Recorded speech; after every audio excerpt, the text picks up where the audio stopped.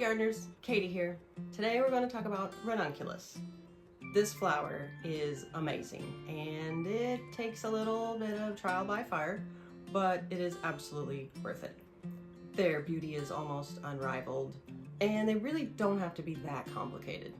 I'm in the learning by doing stage as well, so let's learn together and you will find no judgment here. So come on dude, let's grow. Ranunculus.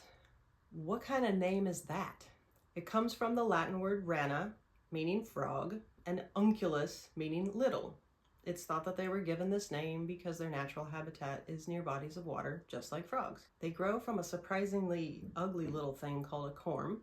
The flowers are stunning, peony-like, full, fluffy, petally, and mesmerizing. They're a favorite for events and weddings, corsages, boutonnieres, and bouquets. They can have a 10 to 12 day vase life and they hold up well out of water. They are known as the Goldilocks flower because they can be kind of a diva and picky about their growing conditions. They don't like it too hot or too cold or too wet or too dry. They don't need a lot of fertilizer, but they thrive in rich, well-amended soil.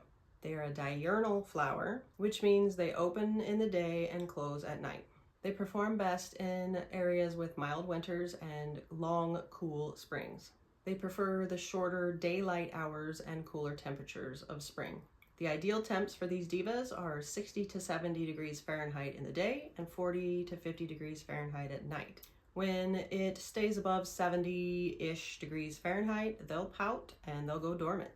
They're winter hardy to zone 7, which means they will reliably survive the average low temps in this zone and come back each spring. My fellow dudes in zone 6 and below can dig up the corms and store through the winter, saving some money, but more on that in a bit.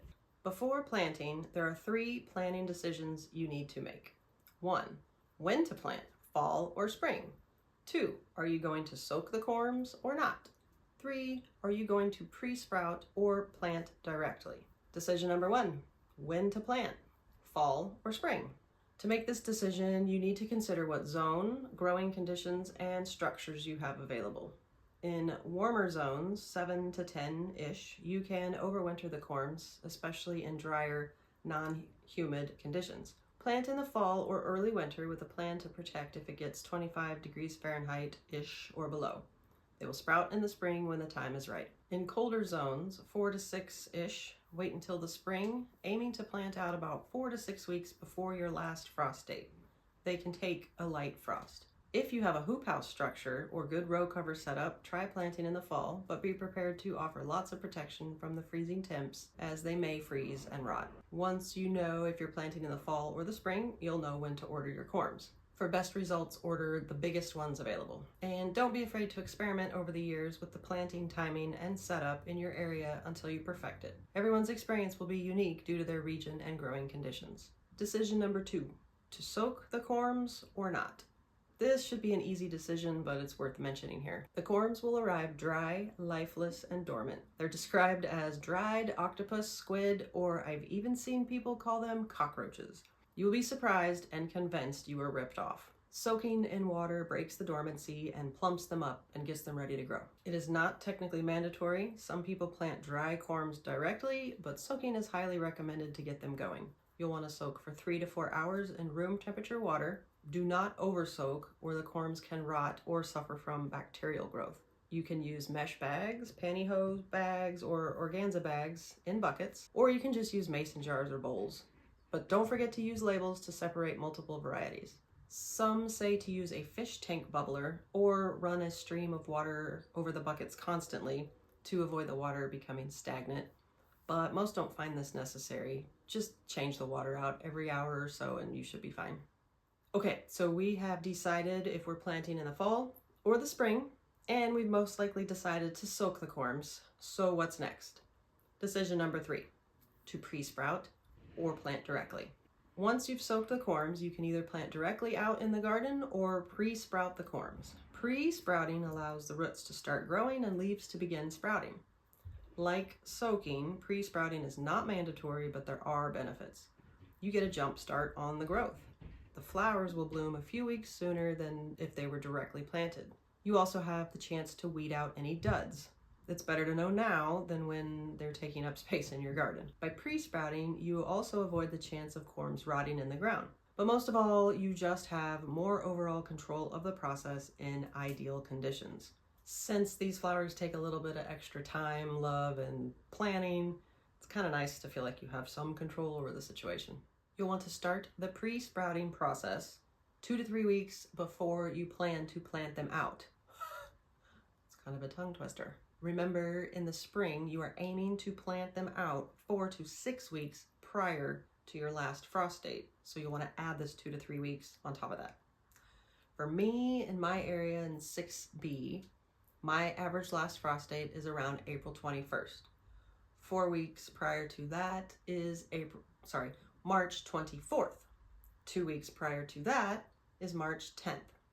I got mine started on March 8th this year, but next year I think I'm gonna bump that up 2 or 3 weeks. So you'll want to grab a flat tray with no holes. Fill the bottom with 1 inch or 2-ish with pre-moistened potting soil.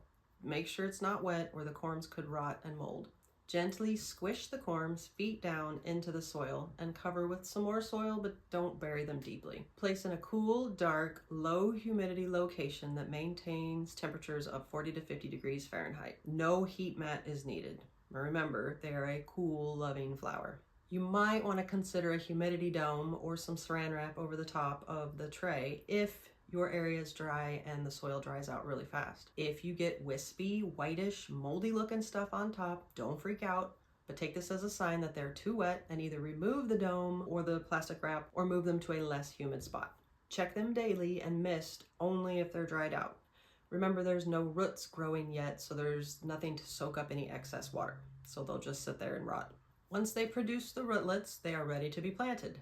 If you're not ready yet for whatever reason, weather or life, let them sprout up and place them under a grow light and keep them moist until you are ready to plant them out. Okay, planting time. Pre-sprouted corms are very transplant friendly. If you only have roots and minimal green growth, you're good to go. But if you've let the green growth grow a little bit more, you need to harden them off, which just basically means you take them in and out of the house and expose them to the sun and the wind and the outdoor growing conditions gradually over roughly a week's time. Choose a site that has rich, well-draining soil in full sun. Plant the corms roughly 2 inches deep and space them about 6 to 9 inches apart. Proper spacing allows for good airflow, avoiding diseases like powdery mildew. If they've already sprouted with lots of growth, just don't bury them as deep. If a hard frost is forecasted, cover them with frost cloth, sheets, blankets, anything that will protect them. And if the green leaves get some frost damage, don't worry, they'll be fine. The roots are safe under the ground and new green growth will appear soon. Flower time! Yay! You can either enjoy your flowers in the garden or cut them and bring them in and add them to arrangements. Ranunculus will flower about 90 days or 3 months after you've planted them, and they will bloom for roughly 4 to 7 weeks. Fall planted corms will flower sooner and longer. Some people harvest in the marshmallow stage. This is when the bud has a squishy feel and is no longer hard. Some wait until the flower has opened and closed a few times over a few days, then they harvest to make sure they are the most mature. Regardless, everyone agrees to harvest your ranunculus flowers in the morning when they are the most hydrated and closed up. Cut low on the stem and more stems will flush out as a result. But remember, they will stop blooming when it's consistently above 70 degrees Fahrenheit. You can enjoy these in a vase for 10 to 12 days. Okay, I told you these flowers were divas. Now you have a bonus decision to make. Decision number 4, to save the corms or not. If you're thinking about digging up and saving the corms, there are 3 things that you should consider. Number 1, are you in zone 7, above or below? If you're in zone 7 and above, you probably don't need to dig them up. They can typically survive the winter temps. If you're in zone 6, like me, and below, they likely won't survive the winter unless you have some kind of awesome structure set up available. So either dig them up or treat them as annuals and just buy new ones each year. The risk is that they may freeze and rot in the ground, but you might also be pleasantly surprised. If you are in a mid-zone 6 or so like me, experiment. Just leave some in the ground 1 year, see what happens. Cover them heavily with mulch that can insulate them well over the winter, and just see what happens. Consideration number 2 is, are the corms patented? If they are patented, you legally cannot save them, So make sure you check this out when you're purchasing your corms. And consideration number 3 is, do you need the space to grow other plants? After the ranunculus are done flowering, the leaves should stay so the corms can store up the energy produced from the sun for the next year's journey through the ground. This can be bad news if you have plans for more plants in that space. Flower farmers tend to treat them as annuals to ensure a good, reliable harvest and to flip their spaces to get new plants growing. Once the temps warm up, flowering will stall and the leaves will start yellowing. If you're going for it, once the foliage dies back, dig up the corms and let them dry out in a cool area out of the sun for a couple of weeks. They can multiply in the ground, so you may have more than you started with. Store the dried corms in a mesh bag or a brown paper bag, something breathable, in a cool, dark space for around 8 months, just in time to start the whole beautiful process over again. So, are these flowers a bit more work and require a smidge more thought than others? Yeah. Are they worth it? Oh yeah. Are you going to mess up some part of the decision-making process and growing process the first time you try this? Probably. I did. It's not worth it if it's easy, right? And come on, just look at them. Seriously, you need these in your life. Okay, that's it for today. I hope you are having, or have had a great day. And just as a reminder, whether you're growing veggies, flowers, or yourself, just grow something. Later. This flower is are